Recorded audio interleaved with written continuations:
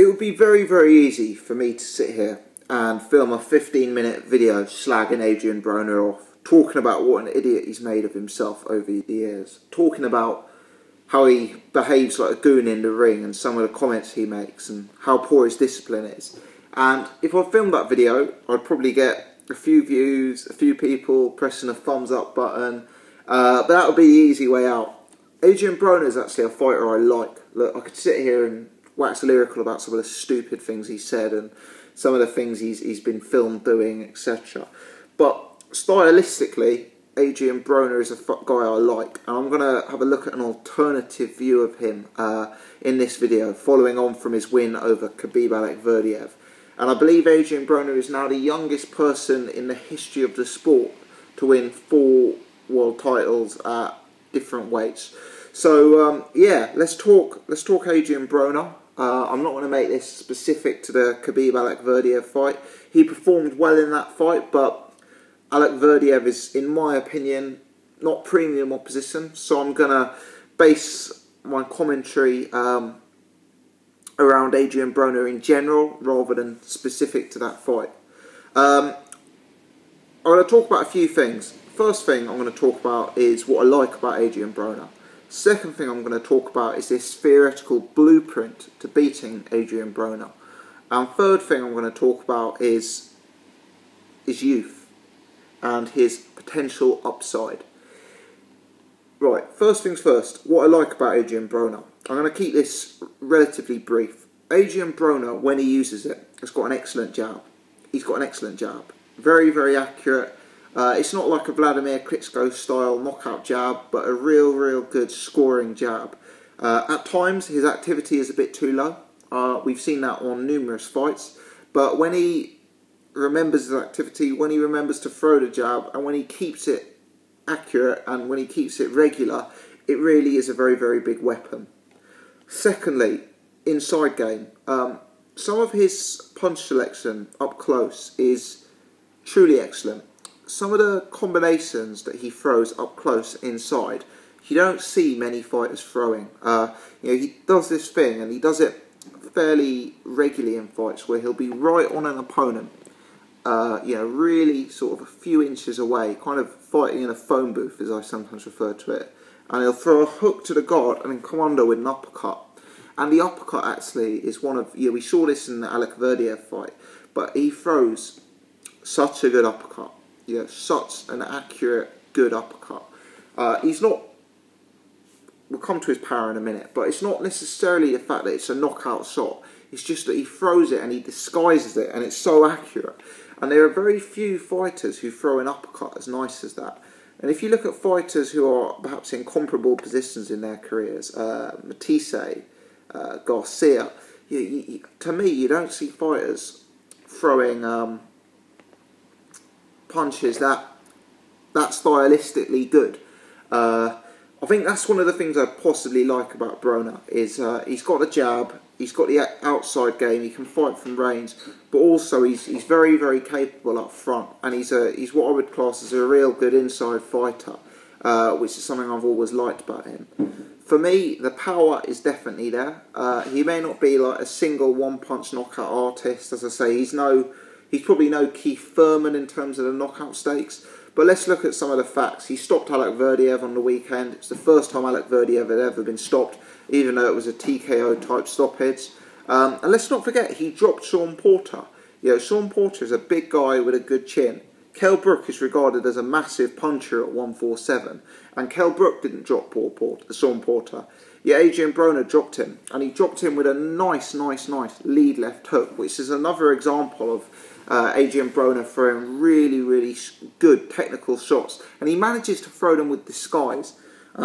Defensively, there's some refinement needed there, but defensively, let's say he's well above average. He uses that sort of shoulder roll, high shoulder. He's very sort of crossbody, high shoulder, which some people like, some people despise, and it somewhat splits the crowd. But defensively, let's say he's certainly above average. I think there's a lot to like about him. Look, he's not a complete fighter. His work rate could be higher. His foot speed is very, very poor. His movement as a whole is not ideal. We've seen him outmoved by fighters like Paulie Malignaggi. But if we actually look at the blueprint to beat Adrien Broner, the only guys who've beaten him, Sean Porter and Marcus Maidana, are guys who are considered very, very big guys at 147 pounds. Now I know that Sean Porter fought Adrien Broner at a catchweight and came in at 144, but these guys are guys who campaign in the division above him, or 2 divisions above him typically, and these are guys who these are guys who have that very much come forward, presser, aggressive style. In fact, the actual blueprint to beating Adrien Broner, if you look at it, the 2 guys who've gone out there and beat him are guys who are bigger than him, stronger than him, bring more pressure, and are simply like almost beat him in a rugby or American football style fashion as opposed to a boxing style. They rushed him, they threw him about, and they treated him like a ragdoll. And that is actually the blueprint to beat Adrien Broner. It's to be bigger than him, it's to be stronger than him, it's to be more physical than him. This is why I like Adrien Broner at 140 pounds so much. Because those kind of guys, the Maidanas and Sean Porters, those kind of guys, in my opinion, a large reason behind their success was the fact that they were so much bigger and stronger than Adrien Broner. And at 140 pounds, I think that he's got a lot to offer. I don't think that people are going to be able to outstrength him and big man him like those guys did. I just don't think that the guys at 147 at 140 are big enough and strong enough. Moreover, Adrien Broner is the kind of guy who's had discipline problems outside of the ring and staying outside of the gym in the past. We know that. For him to make 140 pounds, he's a big guy. He's got big genetics. Just look at his father. For him to make 140 pounds, he's having to stay in the gym. He's having to stay disciplined. So I really think 140 pounds is the answer for Adrien Broner. I think it gets rid of the blueprint to beat him. I think it gets rid of his ill discipline, because I think he needs to be disciplined to make 140. And I also think his power is going to be more of a factor at 140. So I think 140 is win-win. I mean, people can talk about Paulie Malignaggi, and I think it's Ponce de Leon who outmoved him. But on both those occasions, he got the W. And let's not forget, Paulie Malignaggi, another occasion that he fought at 147 pounds, which I don't believe is his weight. I think 140 is really going to bring the best out of him. The water is also not as deep at 140 as it is at 147. I mean, I know he's talking about fighting Ashley Fairpain next, which, in my opinion, would be an easy win for Adrien Broner. But if you look at some of the guys out there at 140 pounds, Matisse, Postol, who I know KO'd Matisse surprisingly on the weekend, Provodnikov, those kind of guys. I think Adrien Broner, with his technical capability and with his increased strength for that weight, genuinely, I'd make him favourite against all of those guys. I really would. I think he's got a lot of different elements to his game, which I really, really like to see. I mean, that's one of the things I really look for in fighters. People see me waxing lyrical about Tyson Fury, and this is one of the reasons I like Adrien Broner. Power, defence, outside game, jab, long 1-2, inside game, punch variety, the uppercut, the lead hook. He's got lots of different strings to his bow that I like about Adrien Broner, even if he is a bit difficult outside of the ring. Let's also not forget that this is a guy who probably hasn't peaked yet in his career.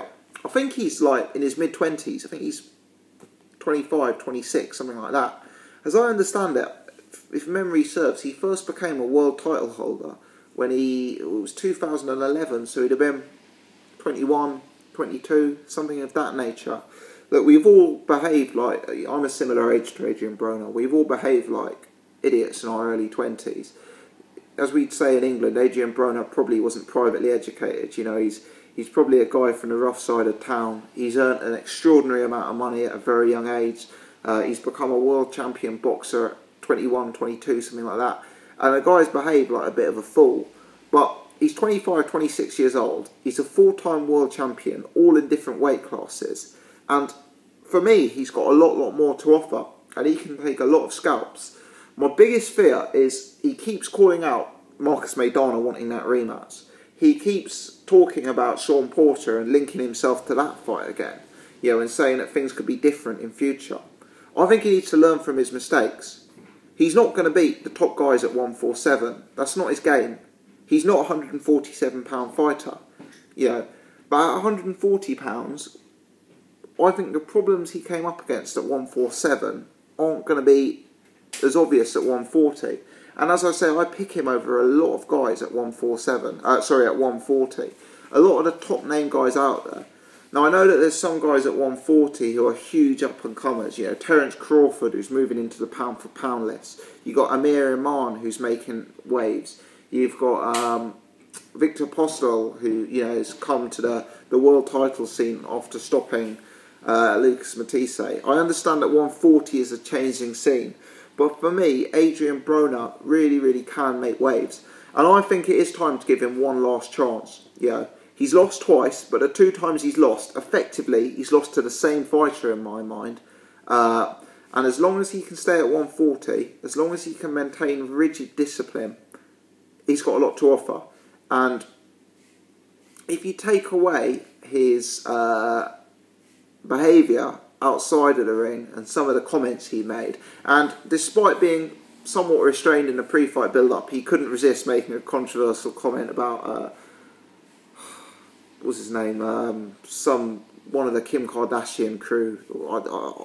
I don't follow that sort of stuff, but yeah, he couldn't resist getting involved. But look, the guy is what he is. But for me, he's a very, very talented fighter, and he's someone who stylistically I enjoy watching.